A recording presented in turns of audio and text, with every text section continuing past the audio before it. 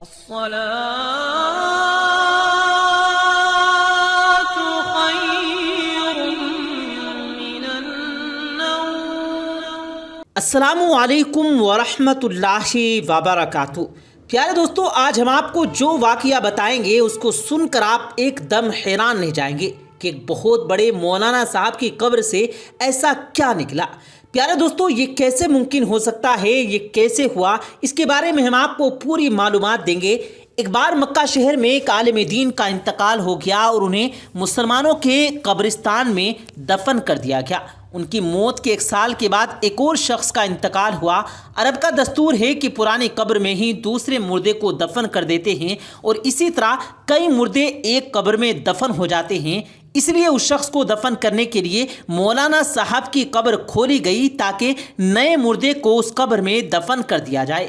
لیکن پیارے دوستو، قبر کھولتے ہی ایک عجیب و غریب منظر سامنے آ کھڑا ہوا کہ عالم صاحب کی قبر میں عالم صاحب کی بجائے ایک نہایت ہی خوبصورت لڑکی موجود تھی۔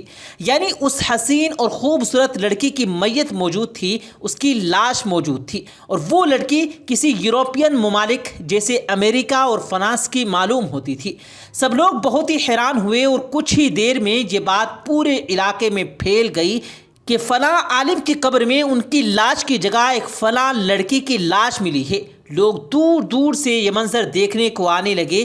پیارے دوستو، کیا وجہ تھی کہ عالم صاحب کی قبر میں اس لڑکی کی لاش پہنچ گئی؟ پیارے دوستو، ہم آپ کو پوری معلومات فراہم کریں گے، بس اس ویڈیو کو اسکپ کیے بنا آخر تک دیکھتے رہیے اور جلدی سے اس ویڈیو کو لائک کرتے ہوئے چینل کو ضرور سبسکرائب کر لیجیے گا، کیونکہ ہم آپ کے لیے بہت ہی پیاری پیاری ویڈیوز لاتے رہتے ہیں۔ پیارے دوستو، جب یہ خبر پھیلنے لگی کہ عالم صاحب کی قبر سے لڑکی نکلی ہے تو آس پاس کے لوگ وہاں جمع ہونے لگے۔ اتفاق سے وہاں حج کرنے فرانس کا ایک مسلمان بھی آیا ہوا تھا۔ اس نے جب اس لڑکی کی صورت دیکھی تو کہا، میں اس لڑکی کو جانتا ہوں، یہ فرانس کی رہنے والی ہے، اس کا پورا گھر عیسائی مذہب سے تعلق رکھتا ہے، لیکن یہ لڑکی خفیہ طور پر یعنی چپکے سے مسلمان ہو گئی تھی۔ اس نے مجھے بھی کچھ اسلام کی باتیں سیکھی تھی۔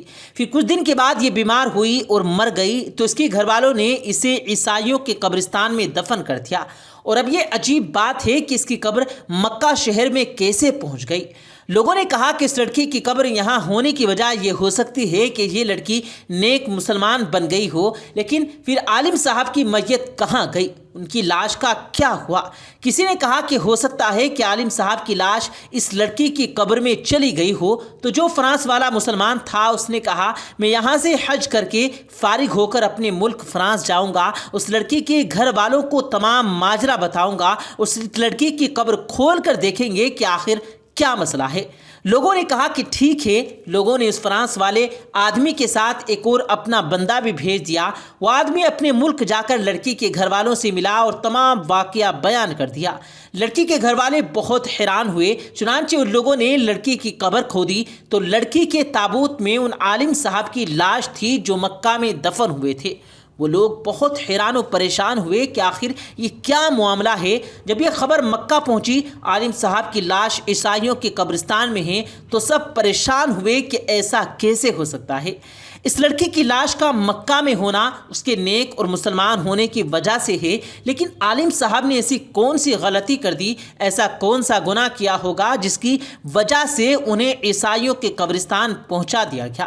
چنانچہ عالم صاحب کی بیوی سے پوچھا گیا کہ تیرے شوہر میں ایسی کون سی بات تھی جو اس کے ساتھ یہ معاملہ پیش آیا؟ تو عالم صاحب کی بیوی نے کہا کہ میرا شوہر تو بڑا نیک اور نمازی قسم کا انسان تھا، تہجد گزار بھی تھا، قرآن مجید پڑھنے والا بھی تھا۔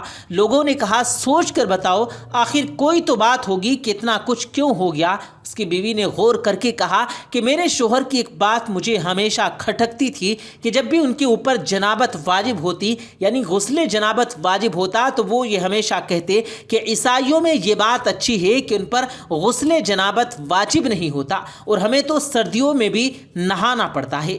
ہو سکتا ہے کہ اللہ تعالیٰ نے انہی کے درمیان اسے پہنچا دیا ہو جن کے طور طریقے وہ پسند کیا کرتا تھا، اور اسلامی طریقہ اسے ٹھیک نہیں لگتا تھا۔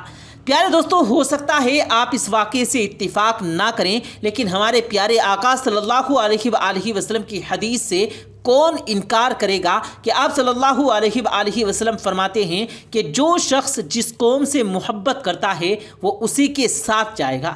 اسی لیے میرے پیارے دوستو، ہمیں کچھ بھی بولنے سے پہلے اپنے الفاظ پر مکمل کنٹرول رکھنا چاہیے۔ پیارے دوستو، ایک مرتبہ ایک عورت جناب عمر بن خطاب رضی اللہ تعالی عنہ کی بارگاہ میں حاضر ہوئی، عرض کرنے لگی، اے امیر المؤمنین، میرا شوہر دن کو روزہ رکھتا ہے، رات کو قیام کرتا ہے، میں اس کی شکایت کرنے کو پسند نہیں کرتی۔ یہ سن کر عمر رضی اللہ تعالیٰ عنہ بہت خوش ہوئے اور کہنے لگے کہ یہ تو بہت اچھی بات ہے، تمہارا شوہر بہت نیک اور پرہیزگار ہے، وہ تو بہت اچھا ہے۔ یہ سن کر اس عورت نے عرض کی، اے امیر المؤمنین، میرا شوہر دن میں روزہ رکھتا ہے اور رات میں عبادت کرتا ہے اور میں اس کی شکایت کرنا بھی پسند نہیں کرتی۔ اس طرح سے اس عورت نے یہ باتیں 3 بار دہرائی اور تینوں بار امیر المؤمنین جناب عمر فاروق رضی اللہ تعالیٰ عنہ نے یہی جواب دیا۔ پیارے دوستو، وہیں پر حضرت کعب رضی اللہ تعالیٰ عنہ بھی موجود تھے۔ جب انہوں نے اس عورت کی بات سنی تو کہا، امیر المؤمنین، یہ عورت اپنے شوہر کی شکایت کر رہی ہے، یہ کہہ رہی ہے کہ اس کا شوہر ہر وقت اللہ تعالیٰ کی عبادت میں لگا رہتا ہے، وہ اس کو وقت نہیں دے پاتا، اس کا شوہر اس کے ساتھ ہم بستر نہیں ہوتا ہے۔ یہ سن کر حضرت عمر رضی اللہ تعالیٰ عنہ نے فرمایا، اے کعب، تم نے اس بات کو سمجھا ہے تو اب تم ہی اس کا فیصلہ کر دو۔ اس کے بعد حضرت کعب رضی اللہ تعالیٰ عنہ نے اس کے شوہر کو بلایا اور کہا، اے شخص، تمہاری بیوی تمہاری شکایت کر رہی ہے۔ یہ سن کر اس شخص نے کہا کہ کس چیز کی شکایت کرتی ہے، کھانے کے بارے میں یا پینے کے بارے میں؟ اس کے بعد اس کی بیوی نے کچھ اس طرح سے کچھ اشعار پڑھنا شروع کر دیے جن کا مطلب یہ تھا، اے قاضی، ان کی دانست بڑی پختہ ہے، میرے دوست کو ان کی مسجد نے میرے بستر سے الگ کر دیا ہے، اس کی عبادت نے میرے پہلو میں سونے کی دلچسپی کو ختم کر دیا، اے کعب، تم ہی فیصلہ کر دو۔ یہ سن کر اس عورت کے شوہر نے کہا، اے امیر المؤمنین، یہ بالکل صحیح کہہ رہی ہے، اس کے بستر اور اس میں مجھے بالکل دلچسپی نہیں، میں ایسا شخص ہوں جو سورہ بقرہ، آل عمران، النساء، المائدہ، الاعراف میں نازل ہوا ہو، اس نے مجھے ہر چیز سے غافل کر دیا ہے۔ یہ سن کر حضرت کعب رضی اللہ تعالیٰ عنہ نے فرمایا، یاد رکھنا، تم پر تمہاری بیوی کا حق ہے اور ہر عقل مند کے لیے 4 دن میں اس کا حصہ ہے، اس لیے ہر 4 دن میں تم اس کا حق ادا کر دو اور علتیں بیان کرنا چھوڑ دو۔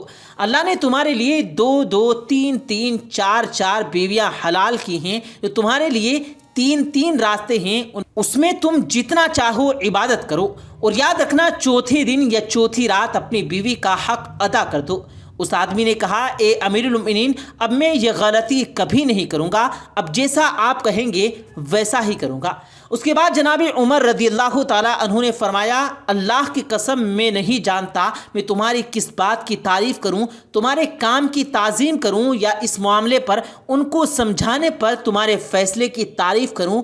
اے کعب، میرے بھائی، آج سے میں نے تمہیں بصرہ کا قاضی بنا دیا۔ پیارے دوستو، یہ تھی ہماری آج کی ویڈیو۔ امید کرتے ہیں کہ آپ کو ہماری آج کی یہ ویڈیو پسند آئی ہوگی۔